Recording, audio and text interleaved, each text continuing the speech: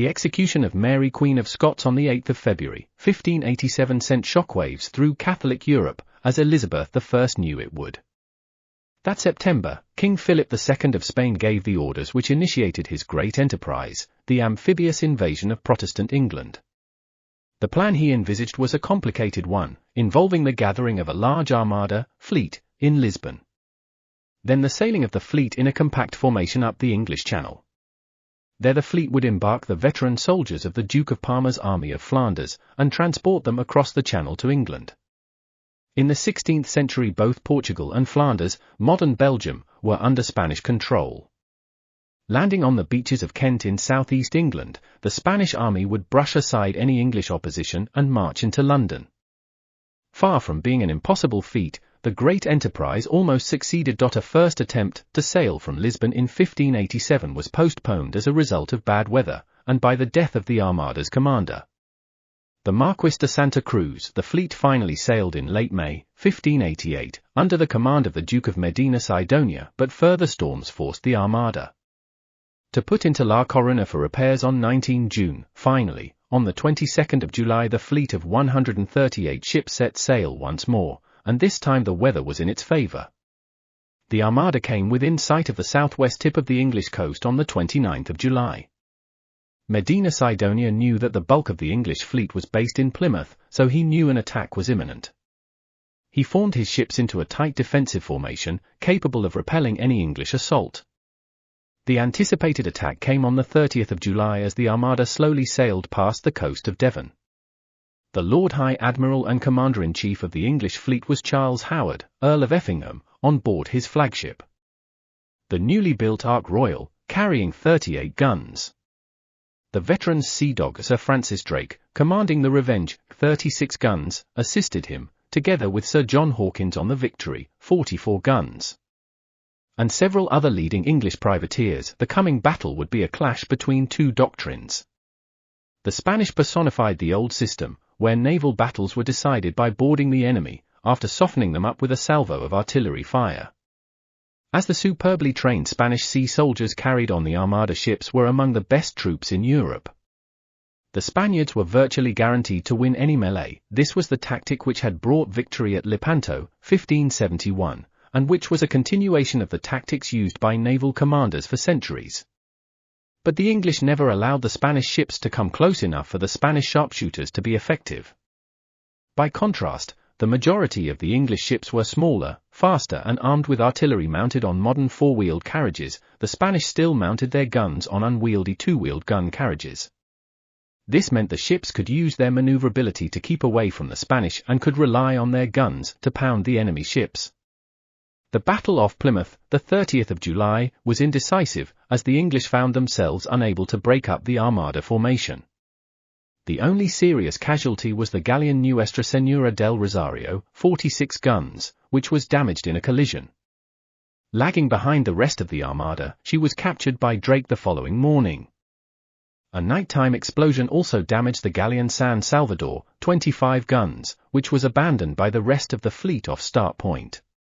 And her burning hulk captured by the English. Long-range skirmishing between the two fleets lasted for the next 2 days, but by dawn on Tuesday the 2nd of August the Spanish were off Portland Bill.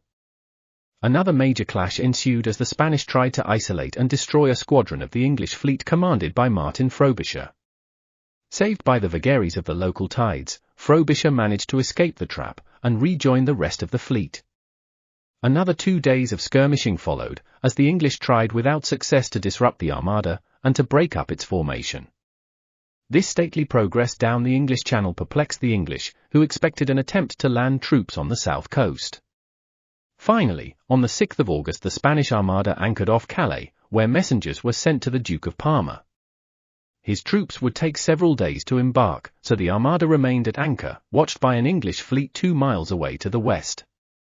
Howard's English fleet was reinforced by a squadron which had been guarding the southeast coast, and he called a meeting of all his commanders. The decision was made to attack the Spanish, after launching a fireship attack against the anchored Armada. Early on the morning of Saturday the 7th of August, Spanish lookouts spotted 8 English ships sailing towards them in the pre-dawn darkness. These were the fireships. Panic spread through the fleet as the galleons cut their anchors, fleeing from the burning vessels. Although no ship was burned, dawn found the armada scattered, disorganized, and unable to anchor again. The English descended on the Spaniards, and a furious battle ensued. The Battle of Gravelines was a vicious close-range engagement, where the English guns battered the Spaniards. While keeping just out of range of the Spanish grappling hooks, 3 Portuguese galleons ran aground, and were later captured by Dutch sailors. The remainder of the now battered armada regrouped in the middle of the English Channel. Any chance of embarking the Army of Flanders was now lost, and so the invasion attempt had failed. The Duke of Medina Sidonia made the decision to return home, but due to contrary winds the Spanish were unable to sail directly west down the English Channel. Instead, the Duke opted for the longer route, sailing up the North Sea, around the top of Scotland and then home. Keeping well away from the Atlantic coast of Ireland. Philip's great enterprise had failed, not through any fault of the Spanish commanders or sailors, but because of an overly complicated plan. And by a handful of English fireships the English had been unable to prevent the Spanish from reaching Calais, and if a Spanish army had been embarked in Lisbon or La Coruna, the fate of Queen Elizabeth's England might have been different. In spite of its place in the pantheon of defining moments in English history, the defeat of the Armada did not in fact change the balance of sea power in Europe. England, already a great seafaring nation, continued to rule the waves. The wrecking of the Spanish Armada. On the 12th of August, 1588, the fleet which had been shadowing the Spanish Armada as it sailed north up the English coast returned to port, leaving the Spaniards free to sail home in peace. Not that the English were feeling triumphant. They realized that the enemy was far from defeated and were firmly convinced that the Spaniards would return, as indeed was their intention. But luck was not on their side, for the Spanish fleet was caught by unseasonably bad weather, and its progress up the North Sea was attended by constant storms, fogs, and squalls. Many of the already battered ships started to founder, but the majority passed between Orkney and Shetland, and out into the Atlantic Ocean. One casualty was El Gran Griffon, 38 guns, a storeship which was wrecked on Fair Isle, between the two northern Scottish archipelagos. The crew spent the winter on the island before being repatriated to Spain through Scotland. By mid-September, the Duke of Medina Sidonia on board the San Martin, 48 guns, was somewhere west of Ireland. But the rest of his fleet was scattered over hundreds of miles of ocean. The weather got worse, and on the 12th of September the fleet was hit by a severe gale from the southwest, forcing many of the battered ships inshore towards the Irish coast. La Trinidad Valenciera, 42 guns, was beached in Kinigo Bay in County Donegal, and her survivors were duly massacred by patrols. Supported by the local Irish, a similar fate befell shipwrecked mariners from the 3 Levant squadron ships Lavia, 25 guns, Juliana, 32 guns, and Santa Maria de Visen, 18 guns, which were wrecked off Strida Strand in County Sligo. Over 600 bodies were washed up on the beach, and the few sailors who survived were massacred. A second severe gale in late September finished off many other Armada ships, including the Santa Maria de la Rosa, which foundered off County Kerry, and El Gran Grin, 28 guns, which was wrecked off County Connaught. Probably the worst of all these disasters was the wrecking of the Galeas Girona, 50 guns.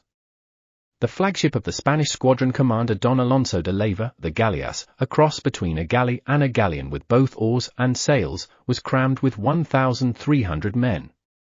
Many being survivors from earlier shipwrecks, she tried to escape the storms by sailing east towards Scotland, but was driven ashore onto Lackada Point, in Ulster. Only a handful of her crew survived. Of the 138 ships and 24,000 men who set sail in the Armada, some 45 vessels were lost, along with over 10,000 sailors. This disaster was not the result of English naval prowess, but was brought about by a series of freak storms of hurricane force proportions. This horrible end to Philip II's invasion became a cause of celebration in England, and Protestant propagandists claimed that the storms were evidence of God's displeasure with his Spanish and his support for the Protestant faith. Given the scale of the disaster, they might have had a point, and even the devout Philip II went through a crisis in his unshakable faith in God and the Catholic cause, although the Duke of Medina Sidonia honorably accepted complete responsibility for the disastrous campaign. Philip II protected him from his critics and insisted that he stayed on as commander-in-chief. Today, several of the Spanish Armada shipwrecks have been discovered by underwater archaeologists.